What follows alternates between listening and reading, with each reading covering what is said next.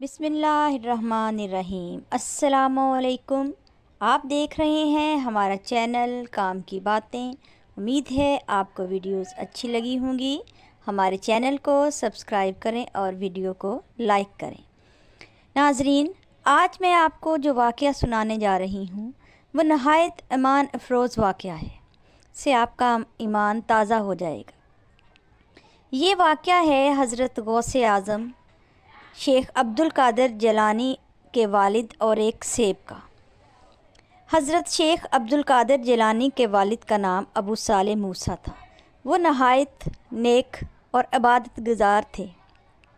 हमेशा हलाल की कमाई खाते थे और अपने मेहनत मज़दूरी करते थे। कभी उन्होंने हराम चीज़ों को पसंद नहीं किया था। करीब के गांव में जाकर मज़दूरी करते और उससे उनको जो भी पैसे मिलते उससे वो अपना गुजारा करते थे और दरिया के किनारे रहते थे और हमेशा इबादत में मसरूफ़ रहते थे। एक दफ़ा हज़रत अबू साले की तबीयत ख़राब हो गई और वो बहुत कमज़ोर हो गए। उनके पास पैसे भी ख़त्म हो गए और खाने के लिए भी कुछ नहीं बचा। वो नहायत कमज़ोर हो गए थे तो उन्होंने सोचा कि क्यों ना वो रोज़े रखना शुरू कर दें। ये अल्लाह ताला की तरफ से आजमाइश थी।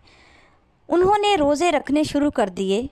वो पानी से रोज़ा रखते और पानी से ही इफ्तार करते।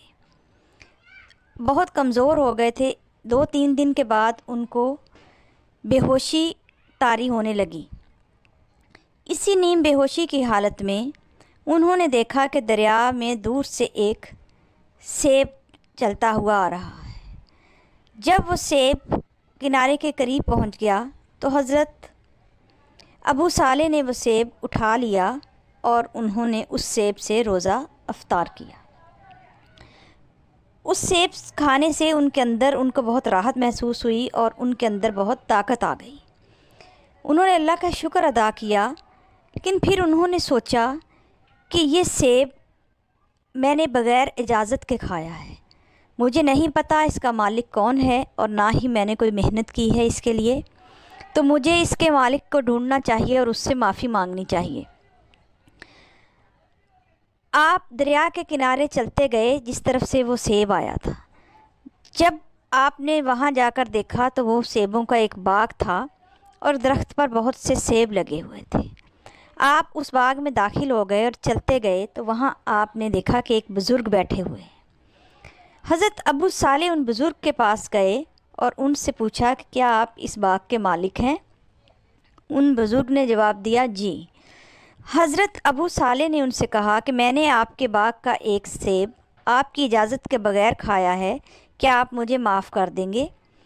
ये बात सुनकर वो बुज़ुर्ग मुस्कुराए तो उन्होंने कहा कि तुम्हारा गुनाह बहुत बड़ा है, तुम्हें माफ़ी नहीं मिल सकती। तो हज़रत अबू साले ने कहा कि नहीं, आप मुझे माफ़ कर दें। उन्होंने कहा, मेरी एक शर्त है कि तुम्हें यहाँ रहना पड़ेगा, इस बाग की देखभाल करनी पड़ेगी और तुम इस बाग की देखभाल करोगे और इन सेबों को बेचोगे और जो पैसे मिलेंगे वो मुझे ला कर दोगे और तुम्हें एक भी सेब खाने की इजाज़त नहीं होगी। हज़रत अबू साले ने उन बुज़ुर्ग की ये शर्त मान ली और आप उस बाग की देखभाल में मसरूफ़ हो गए। आप इबादत करते और उस बाग की देखभाल करते और उन सेबों को जाकर बेचते और पैसे उन बुज़ुर्ग को लाकर देते और एक भी सेब आप नहीं खाते थे। इसी तरह बहुत साल गुज़र गए। कुछ सालों के बाद आप उन बुज़ुर्ग के पास गए और उनसे कहा कि क्या मेरी सज़ा अभी ख़त्म नहीं हुई? उन्होंने कहा, तुम्हारी सज़ा में अभी कुछ वक्त बाकी है, अभी तुम्हें इस बाग की देखभाल करनी होगी। हज़रत अबू साले दोबारा उस देखभाल में मसरूफ़ हो गए और हर वक्त इबादत करते। बहुत साल बीत गए तो फिर आप एक दिन उनके पास गए और उन बुज़ुर्ग से पूछा कि क्या मेरी सज़ा अभी भी ख़त्म नहीं हुई? उन्होंने कहा कि तुम्हारी सज़ा तो ख़त्म हो गई है, लेकिन मेरी एक और शर्त है। अगर तुम वो शर्त पूरी करोगे तो फिर मैं तुम्हें जाने दूँगा। हज़रत अबू साले ने कहा कि क्या शर्त है? उन्होंने कहा कि मेरी एक बेटी है, मेरी इकलौती बेटी है और मेरी एक ही औलाद है। मेरी बेटी से तुम्हें शादी करनी है, लेकिन मेरी बेटी नाबीना है, कानों से बहरी है, गूंगी है, وہ بات نہیں کر سکتی اور پاؤں سے اپاہج ہے، چل نہیں سکتی، تمہیں اسے شادی کرنی ہے۔ حضرت ابو صالح نے ان کی یہ شرط مان لی۔ حضرت ابو صالح اور اس بزرگ کی بیٹی کا نکاح ہو گیا۔ ان بزرگ نے آپ کو رہنے کے لیے ایک کمرہ بھی دے دیا۔ جب آپ کمرے میں داخل ہوئے اور آپ کی نظر اپنی دلہن پر پڑی تو آپ یہ دیکھ کر حیران رہ گئے کہ آپ کی دلہن بہت خوبصورت تھی۔ وہ دیکھ بھی سکتی تھی، سن بھی سکتی تھی، بول بھی سکتی تھی اور چل بھی سکتی تھی۔ آپ گھبرا گئے اور بہت پریشان ہو گئے، اور اسی پریشانی میں آپ کمرے سے باہر آ گئے اور ان بزرگ کے پاس گئے اور ان سے کہا کہ میں سیب کھانے کی ایک غلطی کر چکا ہوں، میں دوبارہ دوسرا گناہ نہیں کرنا چاہتا۔ تو آپ نے تو بتایا تھا کہ آپ کی بیٹی گونگی، بہری اور اپاہج ہے اور دیکھ بھی نہیں سکتی، جبکہ وہ لڑکی تو بالکل صحیح ہے، تو میری دلہن کہاں ہے؟ تو وہ بزرگ مسکرائے، انہوں نے کہا کہ وہی تمہاری دلہن ہے۔ وہ نابینا اس لیے ہے کہ اس نے کبھی کسی نامحرم کو نہیں دیکھا، وہ گونگی اس لیے ہے کہ اس کی زبان پر کبھی کسی نامحرم کا نام نہیں آیا، اس نے کبھی تذکرہ نہیں کیا، بہری اس لیے ہے کہ اس نے کبھی کسی نامحرم کی آواز نہیں سنی، اور پاؤں سے اپاہج اس لیے ہے کہ وہ چل کر کبھی کسی نامحرم کے پاس نہیں گئی۔